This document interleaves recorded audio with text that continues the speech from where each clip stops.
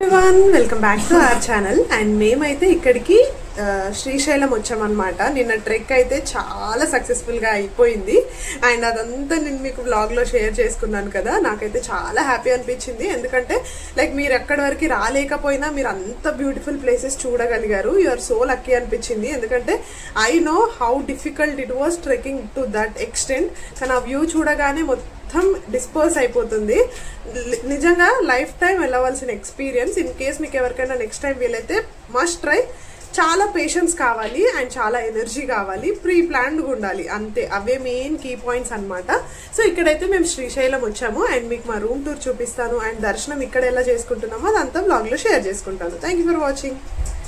చిన్ని room tour అయితే చూసేసేయండి. ఏమీ లేదు, జస్ట్ ఫ్రెష్ అప్ అవ్వడం కోసం, రెస్ట్ తీసుకోవడం కోసం కాబట్టి ఇంత సింపుల్ది చూస్ చేసుకున్నాము. యాక్చువల్లీ టెంపుల్ దగ్గర మఠాలు ఉంటాయి, కానీ అక్కడ ఆన్ స్పాట్లో వెళ్ళి తీసుకోవాలి అంట. ముందే ప్రీ బుకింగ్ చేయమని చెప్పారు కాల్ చేస్తే. సో మాకు నైట్ వస్తాం కదా, టైర్డ్ అయిపోతాం. సో ఆల్రెడీ హోటల్ ఉంటే బెస్ట్ అని చెప్పేసి నియర్ బైలో సమ్ పెంటపాడ సంథింగ్ ఇట్లానే ఏదో డిఫరెంట్గా ఉంటుంది నేమ్, నాకు ఐడియా లేదు, అక్కడ బుక్ చేసుకున్నాం అనమాట. ఇక్కడ నుంచి టెంపుల్ ఒక 10 to 15 minutes డ్రైవ్ ఉంటుంది అంతే.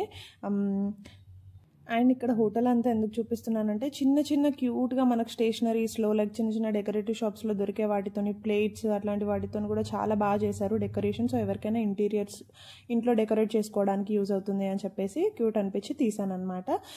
టెంపుల్ హోటల్ బయట కూడా చాలా గ్రీనరీ, చాలా బాగుంది. కానీ మేము ఎక్కువ స్పెండ్ చేయలేదు. యాజ్ సెడ్ మాది నైట్ అయిపోలేదు, చలేశ్వరం దర్శనం మాది ఎర్లీ మార్నింగ్ అయిపోయింది కాబట్టి మా రూమ్ కూడా ఓన్లీ జస్ట్ ఫ్రెష్ అప్ అవ్వడానికి కోసమే వాడాము. అండ్ ఇక్కడ మేము శ్రీశైలం వచ్చాము. ఏంటి దర్శనం అని చెప్పి అన్నసత్రం చూపిస్తున్నాం అనుకుంటున్నారా? అయితే మేము వెళ్ళేసరికి టెంపుల్ క్లోజ్ అనమాట. సో అన్నసత్రం కూడా ఇంకో 2 hours క్లోజ్ అయిపోతుంది. సో మా దర్శనం అయిపోయేసరికి ఆబ్వియస్లీ క్లోజ్ అయిపోతుంది. సో దేవుడి ప్రసాదం ఎందుకు కాదనుకుంటామండి. సో అందుకే ఫస్ట్ అన్నసత్రం తినేసి ఆ తర్వాత ఇంకొక 1 hour వెయిట్ చేసి టెంపుల్ ఓపెన్ అయిపోయింది. సో దర్శనం చేసేసుకొని ఇక్కడికి వచ్చాము. అండ్ ఇదైతే పక్కా అందరూ విజిట్ చేస్తారు. ఇటు స్ట్రైట్గా చూస్తే అన్ని మఠాలు ఉంటాయి, యాజ్ సెడ్ ఎర్లియర్ ఫస్ట్ చెప్పాను కదా.